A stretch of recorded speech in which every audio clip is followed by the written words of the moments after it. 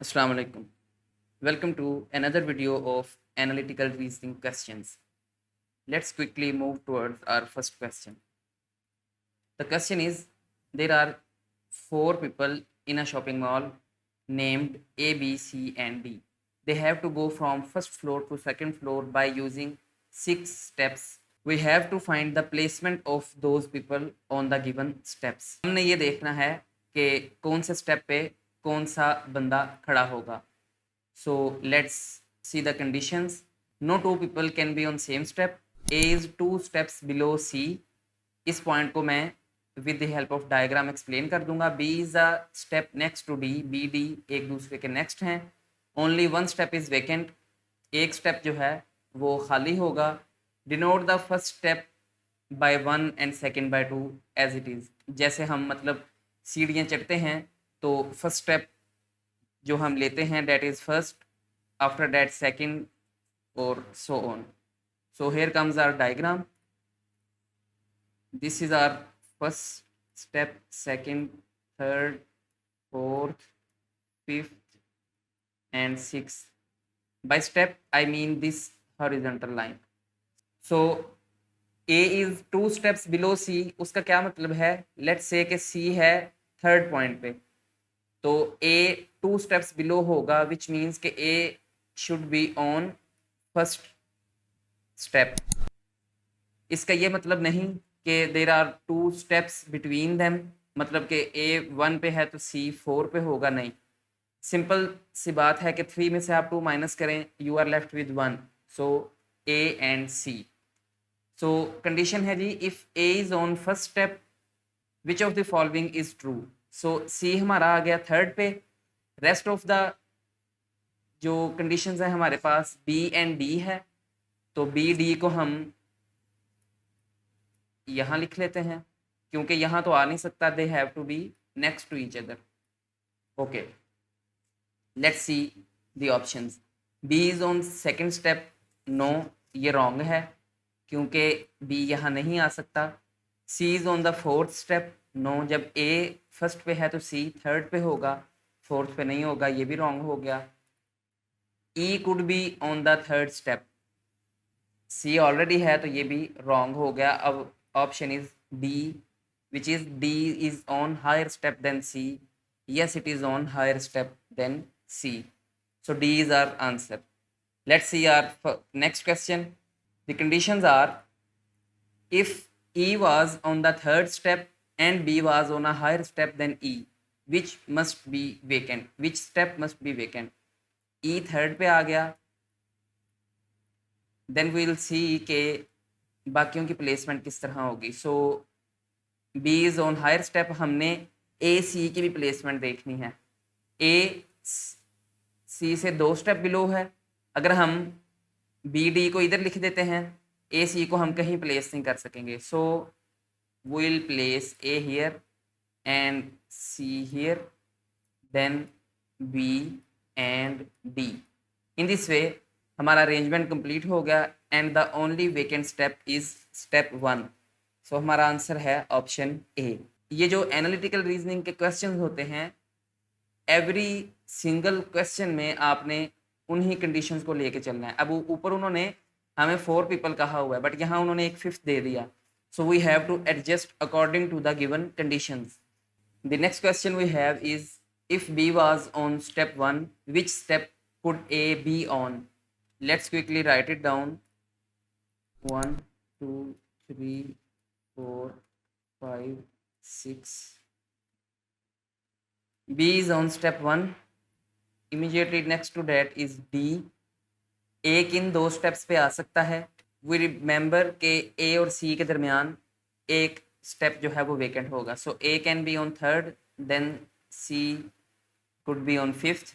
Similarly, if A is on fourth, then C is on the sixth. So the option we are left with is C, 3 and 4 only. So the next question is, if there were 2 steps between the step that A was standing and the step that B was standing on, and A was standing on a higher step than D, A must be on step.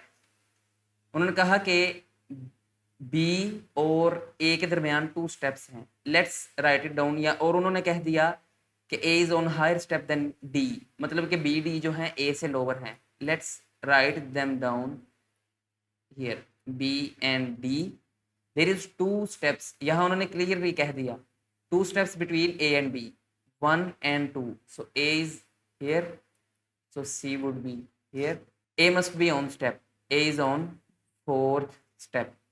इसके अलावा A कहीं भी नहीं आ सकता, so that is our answer. I hope कि आपको इस क्वेश्चन की अंडरस्टैंडिंग हो गई होगी. So the next question we have is, a bus has 6 stops on its route. The bus first stops at stop number 1 and then 2, 3 respectively. And if the bus leaves the stop number 6, then it moves to stop number 1 and repeats the cycle. The stops are at 6 buildings that are, so the buildings are L, M, N, O, P and Q. And the conditions of the question are, P is the 3rd stop, ये buildings के name है, M is the 6th, the stop O is the stop immediately before Q and N is immediately before L. So let's write down the conditions. P is 3rd, M is 6th, O before Q, N before L. We'll again make a table for it. P is on the 3rd, आप circle की form में भी कर सकते हैं जैसे आपको easy लगे. P is on the 3rd and M is the 6th stop. And we have 2 pairs, OQ and N and L. अब ये पेयर्स इन दोनों में से किसी एक जगह पे आ सकते हैं. अभी हम नहीं लिखेंगे, हम अपने क्वेश्चंस की तरफ चलते हैं, उनके अकॉर्डिंग लिखेंगे. In case N is the 4th step. ये देखें, अब उन्होंने हमारी मुश्किल जो है वो आसान कर दी. N 4th स्टेप पे है, let's write it down here N, so L will be on 5th. Similarly O and Q will be here. Simple as that. Which among the following must be the stop immediately before P? तो P से पहले कौन सा आ रहा है जी? Q. B option, that is our answer. Next question. In case L is the 2nd stop, which among the following must be the stop immediately before M? अब उन्होंने L का बता दिया, so N, L, O, Q. Again before M the stop is Q. D is our answer. Next question. In case a passenger gets on the bus at stop O, rides past one of the stops and gets off at P, मतलब कि उसका second stop जो है P है, एक उसने skip किया and next stop is P, which means O is here, Q is here and N, L. Which of the following must be true? O is the stop one, yes it's true. Rest of the answers क्यों true नहीं है? Q is stop 3, वो हो ही नहीं सकता क्योंकि P उन्होंने already बता दिया कि वो 3rd है. P is stop 4, नो, ये भी कंडीशन के अगेंस्ट जा रहा है. N is stop 5, N हो नहीं सकता क्योंकि N has to be before L. So our answer is option A. In this way we have completed our analytical reasoning questions series for the time being. I hope you enjoyed learning all these analytical reasoning questions, and also I hope that you understand all these questions. If you have any question related to these and if you have any ambiguity, you can write down your question in the comment box.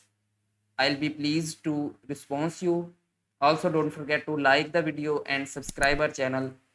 See you in the next video. Till then, Allah Hafiz.